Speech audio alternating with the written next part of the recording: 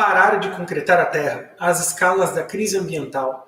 Vamos fazer uma tentativa de reunir elementos aparentemente dispersos e dar um sentido lógico, um encadeamento lógico a esses com a ajuda da geografia? O contexto é tragédia no Rio Grande do Sul, secas e queimadas na Amazônia e no Pantanal, as tragédias causadas pela Vale em Brumadinho e Mariana, a tragédia causada pela Braskem em Maceió e recordes e mais recordes de temperatura média mensal anual, entre tantos outros exemplos. Uma das coisas que aprendemos nos primeiros semestres de qualquer curso de geografia é que a mudança de escala implica na mudança de detalhes do fenômeno. Ou seja, a questão da crise ambiental e civilizatória a qual nós nos encontramos é um fenômeno mundial e pode ser observada em escala local, regional, nacional, etc. E diferentes detalhes aparecem conforme a gente muda a escala. Vamos ver? Na escala local, nas cidades, nós temos um tipo de urbanização baseado na negação da natureza primeira e na concretagem da terra. Aparecem cidades concretadas, o concreto significa progresso, a falta de arborização urbana, a falta de terra exposta, ela impermeabiliza o solo, há uma falta de planejamento de risco e de protocolos para enfrentar eventos extremos, tudo isso que induz as cidades a serem produzidas para a especulação imobiliária, para a financiarização e não para a classe trabalhadora em geral. Temos também uma devastação biológica e, nas zonas rurais, uma monocultura e uma pecuária extensiva, a utilização intensiva de agrotóxicos, muito deles proibidos nos países de origem.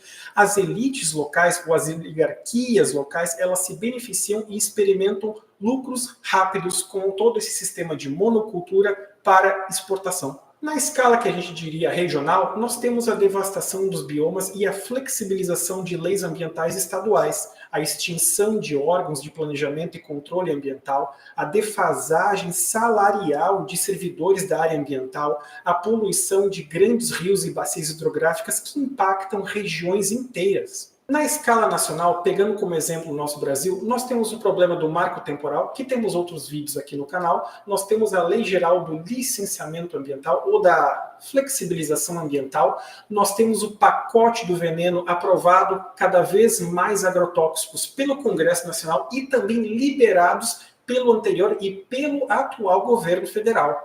Nós temos também a Lei Candir e o Plano Safra, a Lei Candir, que é uma lei dos anos 90, que isenta de impostos toda a exportação de produtos primários, o que aumenta significativamente o lucro daqueles que fazem monocultura para exportação ou que fazem garimpo ou mineração. Tanto faz ser legal ou ilegal. Nós temos a manutenção de um modelo econômico primário exportador aqui no Brasil. O papel dependente e periférico do Brasil e de vários outros países considerados periféricos e semi-periféricos também contribui para a devastação ambiental. E não adianta o atual governo federal falar em fóruns internacionais que se preocupa com as mudanças climáticas e internamente não mexer no modelo econômico onde mais da metade da riqueza vai para pagamentos de juros. Ou seja, mais da metade do dinheiro dos trabalhadores vai diretamente para banqueiros.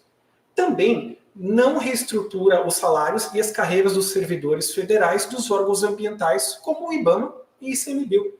Em escala mundial, nós temos um sistema que produz uma casta que a gente conhece como bilionários, cuja pegada ecológica é muitas vezes, centenas, milhares de vezes superior ao de um ser humano comum.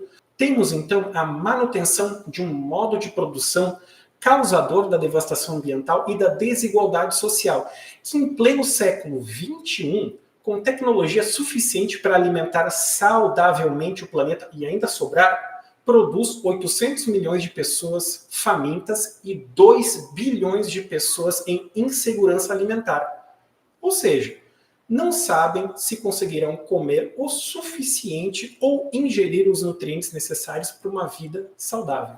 Agora, uma camada adicional, não propriamente uma escala geográfica, mas é uma camada sobre a qual não se fala muito ou se fala com ideias muito genéricas ou superficiais, que é o problema do modelo civilizatório, que é o modo de produção mais a captura de subjetividades, fundada em uma ideologia liberal ou neoliberal que repercute concretamente num paradigma extrativista ou neoextrativista, causando aquilo que há muito tempo já conhecemos como ruptura metabólica do capital. Em outras palavras, o tempo da natureza não é o mesmo tempo da acumulação do capital, que é um pilar fundamental de nossa sociedade atual. Felizmente, a humanidade tem apresentado caminhos alternativos a essa crise ambiental e civilizatória.